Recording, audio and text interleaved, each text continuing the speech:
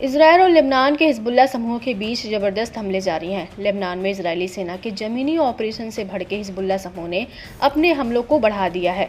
लड़ाके उतरे इजरायल पर तगड़े हमले कर अब अलग अलग इलाकों पर बम बरसा रहे हैं। समूह ने अपने हालिया हमलों की फुटेज शेयर कर इजरायली हमलों की पोल खोल दी है। हिजबुल्लाह ने जारिद, उत्तरी तेल अवीव की बस्तियों के साथ साथ करमिल और नहरिया की बस्तियों और दक्षिणी हाइफा के इलाकों को निशाना बनाकर हमले किए।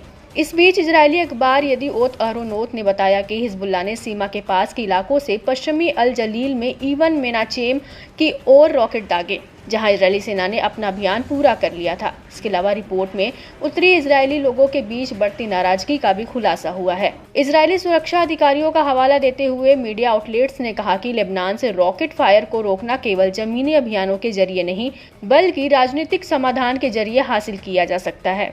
इजरायली चैनल 12 ने जोर दिया कि उत्तरी लोग इजरायली सैन्य नेताओं के बयानों से गहरे सदमे में हैं, जिन्होंने कहा था कि हिजबुल्लाह की ओर से जारी रॉकेट हमलों के बावजूद अपने घरों को लौटना सुरक्षित है।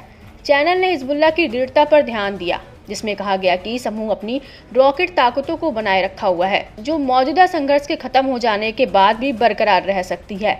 चैनल 12 ने चेतावनी दी कि उत्तरी क्षेत्रों से बसने वालों की संभावित वापसी के बावजूद इजरायल सुरक्षा बल लेबनान से रॉकेट फायर कर समाप्ति की गारंटी नहीं दे सकते हैं। इजरायली मीडिया ने आशंका जताई कि लेबनान से फायर की तीव्रता और सीमा केवल बढ़ती प्रतीत होती है, जबकि इजरायली सैन्य और राजनीतिक अधिकारियों का दावा है कि सितंबर से व्यापक हवाई हमलों ने हिजबुल्लाह की मिसाइल ताकतों, खास तौर से सटीक मिसाइलों को काफी कम कर दिया है।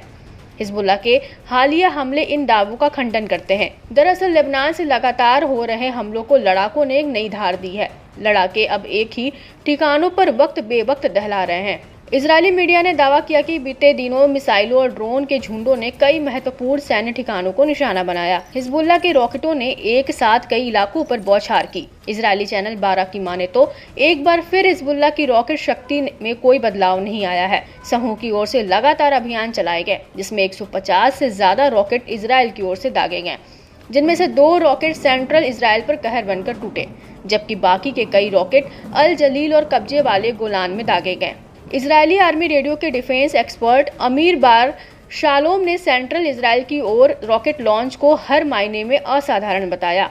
हिजबुल्लाह ने युद्ध की शुरुआत के बाद से इस तरह का कोई हमला नहीं किया है। माना जा रहा है कि हिजबुल्लाह लड़ाकों का टारगेट तिजरिफीन बेस और उसके आसपास का इलाका था। यह घटना हिजबुल्लाह की ओर से अपनी फतेह 110 मिसाइल पेश किए जाने के बाद हुई, जो अपने आकार और दूरी और सटीकता के चलते अलग पहचान रखती है। बताया जाता है कि पहली बार तेल अवीव में एक सैन्य अड्डे को निशाना बनाने के लिए तैनात किया था। इससे पहले Israeli air defence system Iron Dome को चकमा देने के लिए उस पर कई छोटे रॉकेट दागे गए थे।